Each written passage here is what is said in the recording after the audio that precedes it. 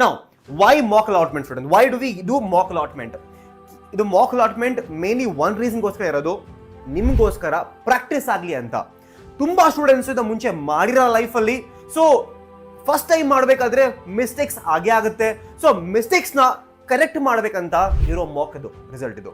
So ನೀವು option entry ಮಾಡಿರ್ತೀರಾ, ಆ option entry ಮಾಡಾದ್ಮೇಲೆ ನಿಮ್ಗೆ ಈ ಕಾಲೇಜ್ ನಿಮ್ಗೆ ಸಿಗಬಹುದು ನಿಮ್ದು ರ್ಯಾಂಕ್ ಮೇಲೆ ಅಂತ ತೋರಿಸೋದಷ್ಟೇ mock result. So please mock result ನ ಸೀರಿಯಸ್ ತಗೊಳ್ಳಿ. ಮಾಕ್ ರಿಸಲ್ಟ್ ನ ಸೀರಿಯಸ್ ತಗೊಂಡ್ರೆ ನಿಮ್ ಲೈಫೇ ಚೇಂಜ್ ಆಗುತ್ತೆ. ಯಾಕಂದ್ರೆ ನಿಮ್ಗೆ ಒಳ್ಳೆ ಕಾಲೇಜ್ ಸಿಗ್ಬೋದು, ಸರಿನಾ?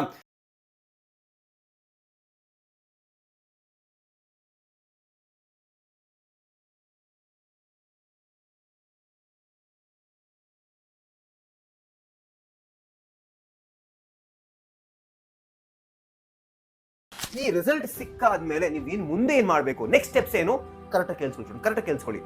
ಫಸ್ಟ್ ಆಫ್ ಆಲ್ ರಿಸಲ್ಟ್ ಬಂದ ತಕ್ಷಣ ಫುಲ್ ಖುಷಿನೂ ಆಗಬೇಡಿ, ದುಃಖಿನೂ ಇರಬೇಡಿ. ಇನ್ನು ರಿಸಲ್ಟ್ ಚೇಂಜ್ ಆಗುತ್ತೆ ನಿಮ್ದೆ, ಸರಿನಾ? ಸೊ ರಿಸಲ್ಟ್ ಸಿಕ್ಕಿದ ತಕ್ಷಣ ಫಸ್ಟ್ ಏನ್ ಮಾಡಬೇಕು, ಲೆಟ್ಸ್ ಸೇ ನಿಮಗೆ ರಿಸಲ್ಟ್ ಫಸ್ಟ್ ಚೆಕ್ ಮಾಡಿ.